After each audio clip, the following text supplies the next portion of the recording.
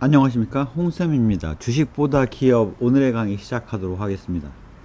예, 제가 지금 하고 있는 강의들은 다 그 전문가용 강의라고 그래서 초급자에서 사용하던 슬라이드를 놓고 이제 시간 제약을 받지 않고 최대한 많은 설명을 하는 것을 목표로 하고 있습니다. 그러다 보니까 이제 내용 자체가 좀 어려우신 분들도 있을 수가 있어요. 그런 경우에는 이 동일한 내용에 대해서 조금 더 쉬운 버전, 조금 더 기초적인 부분에 대해서 초급자나 초보자용 강의 안에 내용이 동일하게 있기 때문에 지금 전문가용 강의를 듣고 이해가 좀 어려우시거나 하실 경우에는 이제 초보자용 강의를 좀 먼저 들어주시면 그러면 도움이 되실 것 같습니다. 더군다나 이게 그 전체 흐름을 기업 분석이라는 틀을 놓고 하고 있지만 각각의 부분에 대해서 이게 다 조금씩 알고 있어야지 이해되는 부분이 많기 때문에 어떤 면에서는 그 초보자용 강의를 처음부터 끝까지를 한번 다 들은 다음에 전문가용 강의를 들으시면 훨씬 더 이해하시는 게 더 쉬우실 것 같아요. 뭐 예를 들자면 지금 재무제표의 한계를 얘기를 할 때는 기본적으로 이런 재무 비율이라든가 아니면 재무제표에 대한 이해가 돼 있을 때는 쉽지만 이해가 안 된 상태에서 이렇게 재무제표의 한계를 보는 것들은 상당히 어려울 수가 있거든요. 재무제표를 통해서 초급자용 강의나 초보자용 강의에서 기업에 대한 정보를 파악하는 방법, 그 이면을 읽는 방법에 대해서 많은 설명들을 해드렸는데요. 그럼에도 불구하고 여전히 재무제표는 최대한 그 객관적인 정보를 담았다라고 할 수 있지만 그럼에도 불구하고 너무 한계가 뚜렷한 부분이 많습니다. 그래서 이제 재무제표라는 것들은 세부적인 뭐 금액의 차이라든가 이런 것들은 별로 중요하지 않은 경우가 많아요. 왜냐하면 한계점들이 많고 기업 입장에서는 조절할 수 있는 것들이 제법 많이 있거든요. 그래서 이제 그 재무제표의 한계를 통해서 그 본질을 읽는 방법에 대해서 한번 설명을 드리려고 해요. 재무제표는 당연히 유용합니다.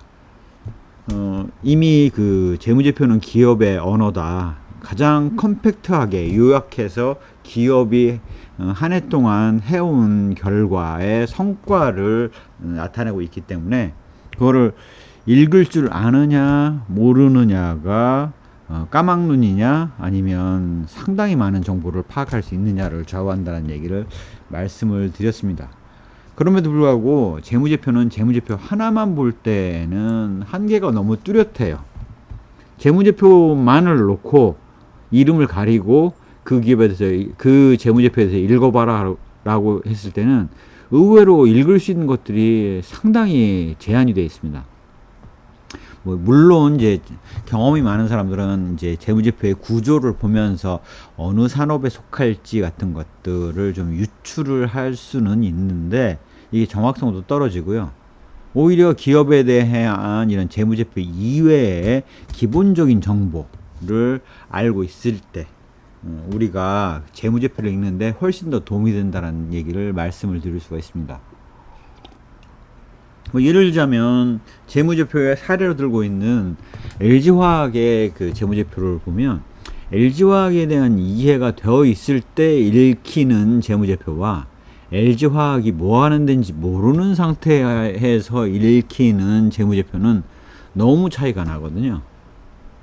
전문가일수록 그 기업에 대해서 오랫동안 분석이 되어 있고 그 기업에 대해서 많은 정보, 그다음에 또 이렇게 오랫동안 분석을 해오신 분들 같은 경우는 역사까지도 다 알고 있기 때문에 재무제표를 읽으면서 설명할 수 있는 것들이 훨씬 많은 차이가 난다라는 것들을 말씀드릴 수가 있겠습니다.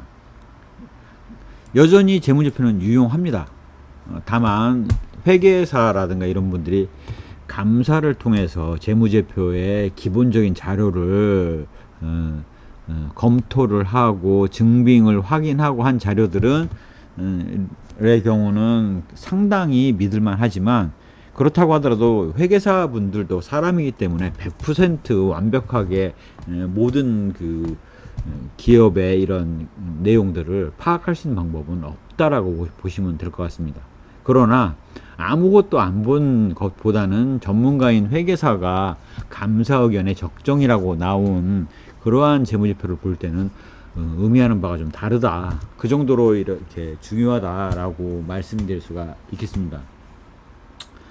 재무제표는 유용한데 기업의 실질을 나타내는 데는 한계가 있습니다. 왜냐하면 재무제표라는 것들은 그 화폐 단위로 나타내고 있지 않습니까? 금액으로 다 나타내고 있어요. 금액으로 나타내지 못하는 정성적인 요소들에 대해서는 나타낼 수가 없다라는 한계들이 있습니다. 또한 재무제표라는 것들은 기본 가정을 깔고 있는데요. 그러한 기본 가정을 만약에 깨는 경우, 가장 대표적인 사례가 이제 합병, 분할과 같은 것들이 가장 흔하게 나타나는 거고요. 사업부 매각이라든가 이런 것들, 그 다음에 연결 대상에서 빠진다거나 와 같은 그러한 그 기본 전제 가정이 깨져버리면 그 이전 재무제표와 비교 가능성이 현저하게 떨어질 수가 있다.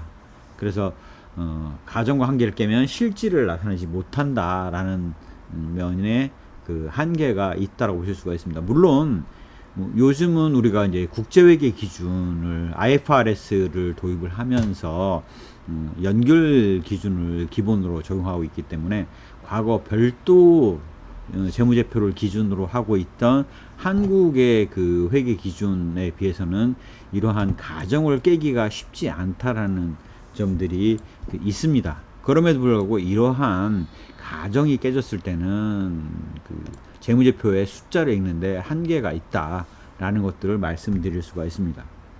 특히 이제 제가 말씀드리고 싶은 거는 회계사가 감사를 한 감사보고서, 특히 연결감사보고서가 있다 이랬을 때는 우리가 기본적으로 그 숫자를 의심하기는 어렵습니다. 왜냐? 회계 감사 보고서를 보는 사람 입장에서는 그 기반이 되는 증빙 자료까지 확인할 수 있는 방법은 없거든요. 하지만 회계사들은 기본적으로 그런 증빙 자료를 자신의 이런 뭐 샘플링이라든가 표본 추출이라든가 이런 걸 통해서 최선을 다해서 본 거기 때문에 우리가 회계 감사를 한 회계사들보다 더 자세히 파악할 수 있는 방법은 없다라고 보시면 됩니다. 그래서 회계사가 감사를 한 재무제표는 기본적으로 믿고 할 수밖에 없다. 그거보다 더 나은 대안은 없다라고 말씀드릴 수가 있어요. 그럼에도 불구하고 이런 회계사가 감사한 재무제표를 놓고 회계 분식에 대해서 막 얘기하는 시중에 책들이 많이 나와 있거든요. 뭐 이렇게 하면 분식이다. 분식을 뭐 마치 잘 알 수 있는 것처럼 하고 있는 책들이 많은데 현실에 기업을 분석하고 이런 그 회계 감사가 감사를 한 감사 보고서를 가지고 우리가 파악할 때는 기본적으로 그런 부분에 대해서 잘 알고 있는 회계사가 그런 부분을 집중적으로 본 결과이기 때문에 그 결과 이상이 없다라고 판정이 된 거기 때문에 재무 분식을 파악해내는 것들은 시중에 나와 있는 책들은 거의 다 안 맞는다라고 보시면 될 것 같아요. 오히려 그런 재무 분식을 하다가 걸리면 이런 그 상법이나 이런 법규 위반으로 해서 범죄자가 될 수가 있지 않습니까? 그런데 그 뻔한 얘기를 왜 그 격리 담당자가 하냐 이거죠.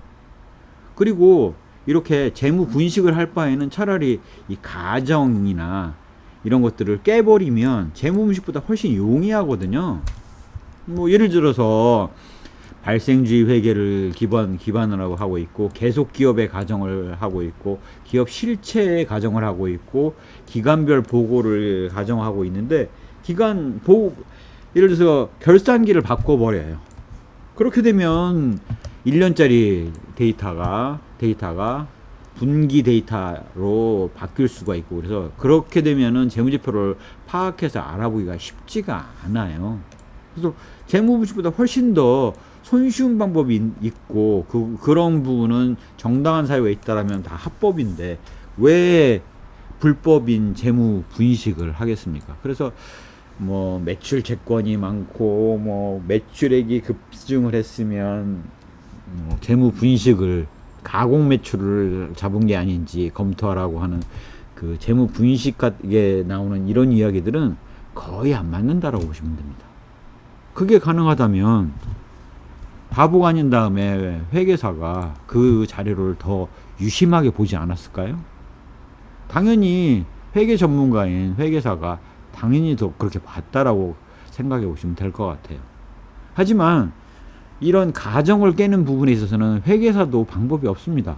합리적인 사유가 있고 고객인 기업이 가정을 바꾸겠다는데 그게 문제가 되지 않는 한은 해줄 수밖에 없는 입장이라는 거죠. 그러다 보니까 재무제표는 어떤 한계점을 갖냐면 화폐 단위로 측정한다라는 한계가 있습니다. 즉 금액으로 나타낼 수 있지 않다면 재무제표상의 보고상의 자료 안에는 들어가기가 어렵다라는 거죠. 항상 재무제표상에서 문제가 되는 부분은 뭐 무형자산 평가라든가 이런 것처럼 화폐 단위로 측정하기가 쉽지 않은 부분들, 이런 부분들의 한계가 있다라고 보실 수가 있어요. 그 다음에 재무제표는 과거 발생된 거래에 대해서만을 나타내고 있기 때문에 그 재무제표의 그 기준점 이후에 발생한 사후 거래에 대해서는 파악이 안 된다라는 한계점들을 갖고 있습니다. 예를 들어서 그 12월 결산 법인들이 많은데요. 그 얘기는 12월 말을 기점으로 해서 재무제표를 모든 걸 점검을 해서 그 시점의 상태를 나타내주는 재무자료를 낸다라는 거죠. 그래서 감사보고서 나오는 게 예를 들어서 12월 결산 법인의 경우는 뭐 3월쯤 나온다든가, 그러면 우리가 2월이나 3월에 그 기업 3월에 재무제표가 나오기 이전에 평가를 하고 있는 경우라면 그 감사 보고서를 볼 수 없다라는 한계들이 있다라는 거죠. 또한 3월쯤 돼서 감사 보고서가 나온 거를 갓 받아봤다고 하더라도 우리가 12월 31일 이후 3월까지는 한 분기 정도의 기간 동안에 대해서는 알 수 있는 정보가 없다라는 한계를 갖고 있다라는 얘기를 말씀을 드리는 겁니다. 즉, 그 작전 세력 같은 경우는 그 3개월이면 모든 그 주식 관련돼서 작전 다 끝나고 도망갈 수가 있는 시간일 수가 있거든요. 재무제표 나오기 이전에 본인들은 알죠.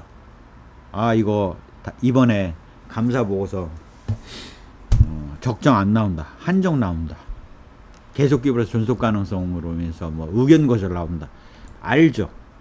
알지만 그 재무제표가 나오기까지 한 3개월이 있기 때문에 그 시간 안에 모든 작전을 수행을 하고 도망갈 수 있는 기간의 그 기간이 존재한다라는 거죠. 그래서 과거 발생 거래를만을 나타내고 있다라는 것들의 한계들이 있습니다. 특히 이제 추정치 같은 경우는 그 본원적으로 어떤 특별한 하자가 있지 않는 한 기업의 의견을 존중해 줄 수밖에 없는 경우가 많은데, 재무제표 안에는 상당히 많은 추정과 측정치를 포함을 하고 있습니다. 화폐 단위로 측정을 했으니까 그런 게 없을 것 같고, 거래를 기반으로 하니까 그런 게 없을 것 같은데, 예를 들어서 감가상각비 같은 경우는 다 추정과 측정치를 포함하고 있거든요. 뭐 예를 들어서 재고 실사를 했는데 창고에다가 물품은 있어요. 그런데 사실상은 가치가 없는데 기업이 우기면 회계사 입장에서는 객관적인 그 증빙이 있지 않는 한 그 값을 인정할 수밖에 없는 한계들이 존재를 하는 거죠. 그래서 추정 측정치가 포함되고 있다. 그 다음에 이제 기업 실체에 대한 정보를 기본적으로 갖고 있기 때문에 만약에 연결 대상에서 빼버린다거나 뭐 지분을 조절을 해서 연결 대상에서 빼버린다거나 이랬을 때는 기업 실체의 정보에 접근하기 하는데 한계가 있다는 점들이 있다라는 것을 아셔야 될 것 같습니다. 그럼에도 불구하고 아직까지는 현재 그 회계 감사 제도를 기반으로 한 재무제표 연결 감사 보고서보다 더 나은 대안은 없다라고 말씀드릴 수가 있어요. 그래서 결국 우리가 재무제표라는 감사 보고서라는 것들을 기본 자료로 확보를 하고 그거에 세세한 숫자에 뭐 단단히의 숫자를 맞춰내는 걸 목적으로 하기보다는 그러한 것들의 실질의 흐름을 통해서 장기적인 흐름을 통해서 기업이 어떻게 흐름이 바뀌어 나가고 있는지에 대한 그 본질의 방향성을 바라보는 데 있어서는 여전히 재무제표 이상의 그 대안이 없다라고 말씀드릴 수가 있습니다. 혹자는 그런 얘기를 하세요. 주가 안에 모든 것들이 다 담겨 있어요. 예, 장기로 보면 그 얘기가 맞습니다. 하지만 매 순간순간을 보면 그 안에는 변동성이 남아있고 말도 안 되는 이상한 그 거래들이 의해서 가격이 바뀌기 때문에 단기적으로는 말도 안 되는 수치가 남아있거든요. 그래서 한 뭐 10년, 20년을 가정을 하고 투자를 한다라고 가정을 하고 봤을 때는 주가에 향후 10년, 20년 후에 그 주가를 보면 그 주가에는 성과가 남아 있죠. 하지만 그 안에 우리가 논리적으로 명확한 자료를 통해서 기업의 정보를 획득할 수 있는 방법은 재무제표가 거의 유일하다라고 보시면 될 것 같아요. 그래서 재무제표 분석만 잘해도 이 기업은 답이 나오는 회사다? 아니다. 라는 것들을 기본적으로 우리가 알고 들어갈 수가 있습니다. 그 다음에 이제 플러스 우리가 최근에 뉴스라든가 그 기업의 뭐 IR을 통해서 밝히고 있는 내용이라든가 이런 것들을 살펴봄으로써 이 기업이 앞으로 향후 잘 나가겠구나 못 나가겠구나 라는 것들을 판단하는 거는 정성적인 판단이 필요한 거죠. 그래서 성과는 재무제표로 파악을 하고 전망은 재무제표 플러스 알파로 해서 정성적인 요소들을 담아내야 됩니다. 뭐 이렇게 말씀드릴 수가 있을 것 같아요. 최초 LG화학의 구본무 회장님, LG화학을 드는 이유는 LG화학을 일단 제가 잘 알기도 하고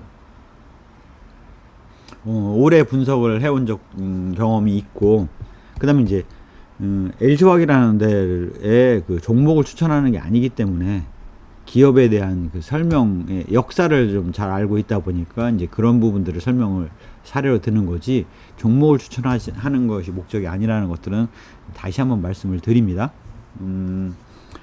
LG화학의 구본무 회장님 같은 경우가 맨 처음에 배터리 2차전지를 맨 처음 만드실 때는 사실은 그 LG전자에서 생산하는 휴대폰의 그 휴대폰용 배터리를 잘 만들기 위해서 처음 그 2차전지 쪽을 사업계를 보신 거예요. 그러다가 이 앞으로의 방향성이 2차전지가 그룹의 주력이 되겠구나 라는 것들을 생각을 하시고 엄청나게 오랜 기간 투자를 해오신 결과 현재의 2차전지 관련된 그 대표 기업이 되었다라고 보실 수가 있거든요. 하지만 초창기에 전지 사업만 해도 주변에서 보는 사람들은 그런 얘기들을 했었어요. 이 돈 안 되는 2차전지에 해가지고 계속 적자가 나는데 이거 언제 구조조정 하실 건가요? 라는 무식한 질문을 제가 직접 했었습니다. 그런 정도로 뭐 물론 이제 구본무 회장님한테 한 건 아니고요. LG화학의 CFO였던 분한테 제가 이제 그런 무식한 질문을 했던 경험이 나는데요. 그만큼 재무제표의 숫자와 함께 그러한 그 인터뷰를 하고 뉴스 기사를 통해서 어떤 비전을 제시하고 이런 것들을 읽음으로써 그 기업의 비전을 이해하고 나면 재무제표의 숫자로 나오기도 이전 20년 전부터 벌써 LG화학은 1차전지의 그 전망을 하고 있었구나, 정말 대단한 해안을 가지고 있었구나 라는 것들을 우리가 알 수 있는 거죠. 자, 이렇게 재무제표의 한계가 있는데, 자 그러면 직접 한번 보시면 한계를 명확하게 느끼실 거예요. 자, 이거는 과거에 이제 모 그룹이 우리나라에서 지금 사라진 모 그룹에서 썼던 방식을 축약해서 나타내서 제가 이해하기 쉽게 만든 그 교육용 자료라고 보시면 될 것 같아요. 국내에 그 제조회사가 있었어요. 제조회사가 상사가 있었죠, 상사가 있었는데, 이 회사가 투자유가증권에 투자를 합니다. 그런데 이 회사가 어디에 있냐면 케이만 군도와 같은 텍스헤븐, 조세피난처에 페이퍼 컴퍼니가 있는 거죠. 거기에다가 유가증권 투자를 해요. 그래서 이거 어떻게 투자하시는 건가요? 그랬더니 저희가 세계화 경영을 하기 위해서 지금 그 자금을 페이퍼 컴퍼니에다 모으고 있습니다 라고 얘기를 했었던 거죠. 근데 그 당시 그 기업의 본원적인 목적 자체가 세계화라는 그것들을 내밀고 있었기 때문에 당연히 이런 부분은 적정하다라고 생각을 했죠. 그래서 이거에 대해서 페이퍼 컴퍼니에서 그러면 어디에 투자했는지 그 내역을 받아봐 주세요 라고 한번 요청을 했는데, 거기에서 보니까 그 기업은 바로 해외 페이퍼 컴퍼니가 해외의 그 펀드에다가 투자를 한 거죠. 이때 이 펀드는 누가 주로 그 관리를 하게 되냐면 뭐 JP 모건이니 뭐 모건 스탠리니와 같은 글로벌 IB라든가 이렇게 글로벌 그 유명한 업체들이 담당을 하는 경우가 많아요. 자, 그러면 어떻게 했습니까? 이렇게 그 펀드에 투자를 했다고? 그러면 세계화 경영이라고 얘기한 것과 좀 다른데? 하고 내역을 받아보죠.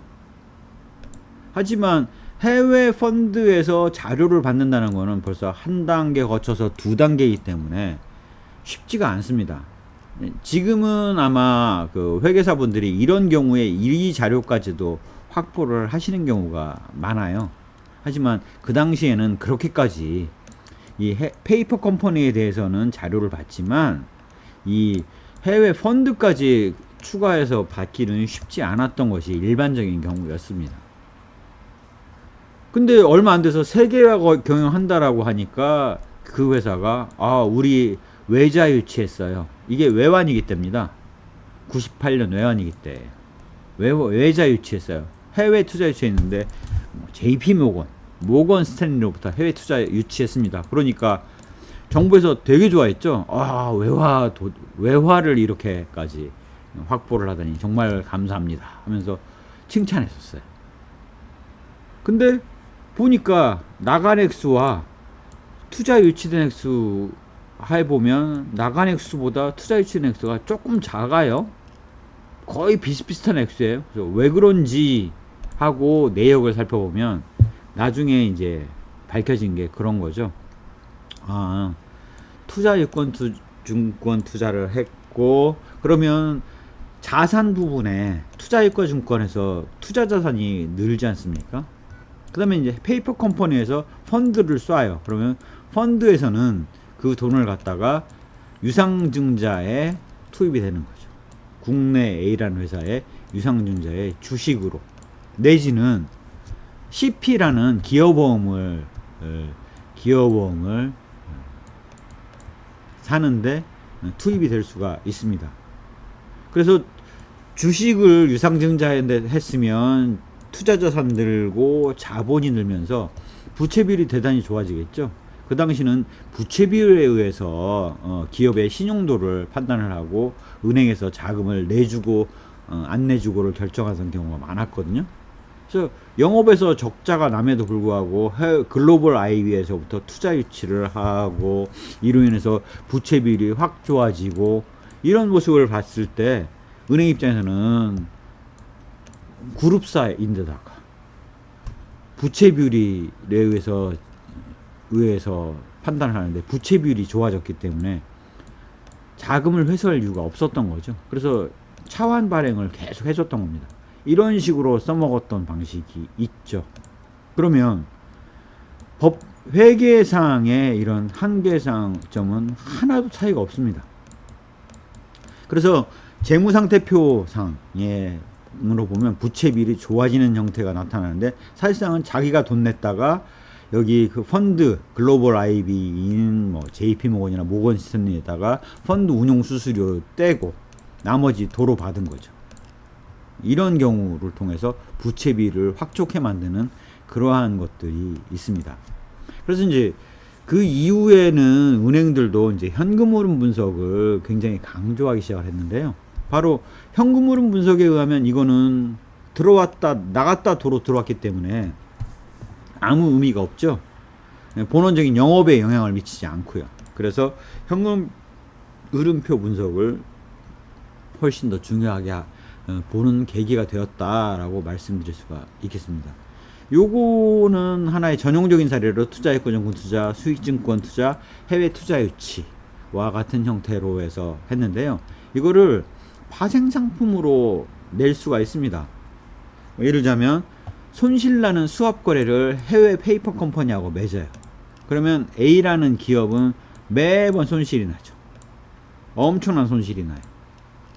그 수합에 의해서 발생된 이익분을 수익증권 투자를 해요.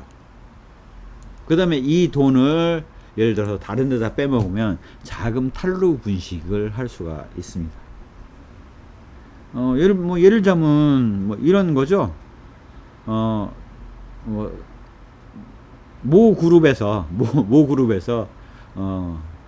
그룹의 회장 자제가 해외 유학을 가면 지사가 하나씩 생긴다고 그러죠. 그 지사가 하는 일이 뭐냐?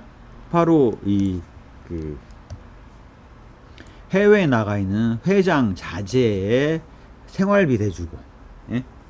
그 다음에 이제 그 커리어 스타터로 도와주고, 예? 그 다음에 거기 생활비나 이런 그 다음에 주택 같은 거 마련해가지고 거기서 살 수 있도록 해주고, 임대해서 돈 다 내주고 하는 그런 역할을 하는 거죠. 바로 이런 형태의 수익을 내서 그 돈으로 자금 탈루를 통해서 운용할 수 있는 기반을 했던 경험들이 밝혀진 것들이 있었죠. 그래서 그런 식으로 써먹을 수도 있습니다. 즉 기본 틀 안에서 내가 재무제표를 좋게 만들고 싶다 그러면 이렇게 투자 유치를 하는 형태로 지분을 늘리는 형태로 하면 되죠. 더군다나 자기 돈 들여서 나가서 지분이 확보돼서 지분권 행사를 할 수 있기 때문에, 경영권 행사를 할 수 있기 때문에 오히려 경영권은 강화되는 역할들을 합니다. 그래서 이러한 기법들을 쓸 수가 있었다라는 것들을 말씀드릴 수가 있어요. 결국 우리가 지금 상장사에서 우량 기업의 경우는 이렇게 재무 분식에 의해서 재무제표를 좋게 만드는 것을 목적으로 하는 경우를 기대하기는 쉽지 않고요. 오히려 이렇게 방금 말씀드린 것처럼 자금 탈루를 통해서 해외 재산 도피하는 것들, 뭐 그런 것들의 성향이 오히려 더 많을 수 있다라는 것들을 말씀드릴 수가 있겠습니다. 뭐 케이만 군도에 뭐 누구의 명의로 된 회사가 있는데, 이명박 같은 경우도 뭐 그런 얘기, 그 다스 누구 거냐라는 거에 소유주 파악이 법상으로 안 되지 않습니까? 바로 이러한 스킴들을 활용을 한 것으로 추정을 할 수가 있는 거죠. 그래서 그런 것들이 방식이 있다. 굳이 재무 분식 같은 허황된 것들을 파악하는 것들은 시간 낭비고, 회계사가 한 부분을 믿고 오히려 자금의 흐름과 행동의 동기를 파악하는 것들이 오히려 재무제표를 제대로 보는 방법이지, 말도 안 되는 재무분식 이게 경우를 가지고 자기가 아는 지식으로 재무분식을 했을 거야 라고 생각하는 것들은 잘못된 경우일 수가 있다 라고 말씀드릴 수가 있겠습니다. 자, 이거와 관련돼서 제가 중국 강의에서 이런 것들을 직접 보여드렸어요. 이게 그 그룹사가 해외에서 자금 조달하는 방식을 말씀드린 겁니다. 투자 유가증권 투자를 했고 해외 페이퍼 컴퍼니에다 해서 펀드를 모집을 했는데, 이때 자기만 투자한 게 아니라 그 당시가 그 세계화 경영 해가지고 해외에 뭐 미국이나 이런 유럽의 이런 회사들이 뭐 일본 회사나 유럽 회사들이 글로벌화, 세계화 해가지고 글로벌에 투자를 잔뜩 하던 때예요. 즉 가장 그 돈을 많이 태울 수 있었던 주체들이 뭐 도이치뱅크라든가 뭐 일본의 그 장기신용은행, 일본 장기신용은행 같은 은행들이 많이 있었죠. 자, 이렇게 해서 펀드를 하나를 만듭니다. 이 펀드에는 사업 그 펀드의 투자 목적을 기재하도록 돼 있어요. 그 투자 목적에 대해서 뭐라고 했냐면 글로벌의 해외 이머징 마켓에 대한 CP나 주식, 즉 기업업이나 주식에 투자를 한다. 그게 목적이다. 라고 해놓고 펀드를 만들면서 자금 모집을 합니다. 이때 모집은 JP 모건이나 모건 스탠리와 같은 글로벌 IB들이 담당을 하죠. 자, 그래갖고 이 돈을 모아서 다음번 펀드에 투자를 해요. 얘도 마찬가지입니다. 얘도 마찬가지로 이머징 마켓에 기업보험이나 펀드 또는 주식에 투자를 한다라고 하니까 여기다가 JP모건이나 모건스탠리가 운용을 한다 하니까 여기다가 일본 장기신용은행이 돈을 태웠죠. 그 다음에 또다시 이 펀드를 모아서 다른 해외 이 펀드에다가 했는데 이 펀드도 마찬가지로 이머징 마켓에 주식, 채권, 기업보험, 그 다음에 펀드에 투자를 한다라고 해놓고 했더니 여기다가 도이치뱅크가 자금 투자를 했습니다. 돌려서 결국 돈이 엄청 태워져 들어왔죠. 그래서 7번 정도를 돌려가지고 그 돈이 결국 그룹사에 자금 조달이 돼서 들어왔던 거죠. 그래서 그 돈을 돌려서 메꿔서 영업적자를 메꾸고 투자를 집행하고 해서 하다가 결국은 부도가 발생한 거죠. 그래서 부도가 발생하니까 그 투자했던 죄송합니다. 지금은 이제 사라진 대우그룹의 사례였는데요. 큰 흐름이 맞다라고 가정을 하시고 세부적인 것들은 다를 수가 있습니다. 그래서 큰 흐름에서는 그렇게 해서 말하자면 해외에서 기업보험을 사거나 아니면 주식을 사도록 유상증자에 참여를 하도록 해서 펀드에 돈이 들어왔고 여기서 돈이 들어와야 되는데 결국 돈이 안 들어오는 거죠. 그래서 그 대우그룹이 부도가 났을 때 그 당시에 기사들을 찾아보시면 일본 장기신용은행하고 도이치뱅크가 인간선언을 한 게 나오죠. 우리는 이머징 마켓에 대한 투자를 많이 했지만 대우채나 대우 주식은 한 푼도 들고 있는 게 없다라고 자백을 공언을 했었습니다. 그런데 시간 지나도 돈이 안 들어오는 거죠. 왜냐면 대우가 부도가 났으니까. 그래서 안 들어오니까 여기에 돈이 안 들어오고 돈이 안 들어오니까 돈이 안 들어오고 해서 계속해서 결국 대우 도이치뱅크가 이거 왜 돈이 안 들어오는 거야? 투자한 거 해서 봤더니 여기에 쫓아가서 보면 대우그룹의 CP랑 주식에 투자가 돼 있었던 거죠. 일본 장기신용은행도 마찬가지였습니다. 자기네는 대우채를 한 푼도 들고 있지 않고 펀드 투자한 것만인데 그 펀드가 결국은 다 대우채를 들고 있었던 거죠. 일본 장기신용은행의 경우도 여기 7개 돌린 것 중에 한 3개 정도에 투자를 했다라고 그러고요. 도이치뱅크도 한 3개 정도에 투자를 했는데 몰랐던 거죠. 이머징 마켓에 분산 투자한 줄 알았는데 결국 그게 다 몰아서 대우 CP에 투자를 했던 거였었습니다. 그럴 정도까지 해서 이렇게 돌려버리면 알 수 있는 방법이 없고 이 목적을 이렇게 해서 자금 조달을 해서 대우그룹에 투자를 집행을 해온 것이다 라는 사실들을 알 수가 있습니다. 그래서 결국 대우가 보도가 나서 한참 후에 이게 파악이 다 되고 나서 다시 이제 일본 장기신용은행 행장과 도이치뱅크 행장이 나와서 얘기를 했죠.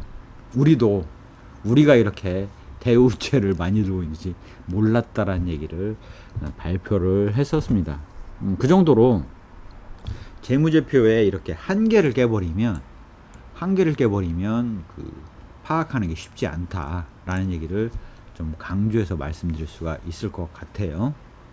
이렇게 좋은 방법이 있는데 뭐하러 재무 분식해서 바로 드러나면서 매번 분기랑 반기 그 다음에 결산기에 재무자료를 회계사가 눈을 부릅뜨고 보고 있는데 그거를 우연히 걸려갖고 교도소에 갈 수 있는 가능성이 높은 일을 하겠습니까? 하나도 걸릴 게 없어요. 이렇게 했을 때. 그 다음에 투자한 사람도 몰라요. 펀드를 7번을 돌려가지고 하게 되면 어떻게 파악을 하겠습니까? 대개 이 회사의 감사를 맡고 있는 회계사는 전 회사, 그다음에 요즘은 여기서 하나 더 이 투자 내역까지들 하나를 더 보는 경우가 많죠. 하지만 이렇게 7번을 돌려버리면 알 수 있는 방법이 거의 없다라고 보시면 됩니다. 왜? 여기서는 펀드 7개 다 분산 투자했거든요. 그래서 그렇게 이해를 하시면 될 것 같아요. 그래서 본질을 이해하는 게 중요하지 그 숫자의 그 흐름을 가지고 그 팩트를 발견하는 게 중요하지 EX야 하고 단단히까지 숫자를 맞춰서 내는 것들은 별 의미가 없는 경우가 많고 맞춰내 본들 어차피 이런 추정치가 포함되어 있기 때문에 나중에 가면 달라질 수가 있어요.